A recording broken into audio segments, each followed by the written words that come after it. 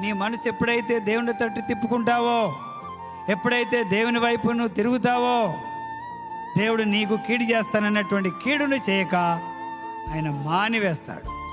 ఆయన మనసు తిప్పుకుంటాడు. కాబట్టి మనం ఏం చేయాలట? ఉపవాసం ఉండి ప్రార్థన చేయి. వారానికి ఒక్కో రోజన్నా తల్లి నువ్వు ఉపవాసం ఉండు.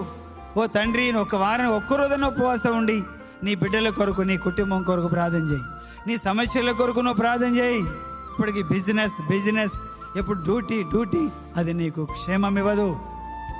అది నీ కుటుంబానికి క్షేమకరము కాదు. 6 రోజులే క్షేమం నీ కుటుంబానికి. 7వ రోజు దేవుని సన్నిధిలో కూర్చోవాలి. దేవుని సన్నిధిలో కూర్చొని దేవుణ్ణి స్తుతించాలి. నువ్వు దేవుడు చేసిన మేళ్ళన్నీ స్పందించాలి. అన్నీ మొత్తం ఆయన ఇచ్చిన రోజులన్నీ నువ్వు నీ ఇష్టం వచ్చినట్లుగా వాడుకోకు.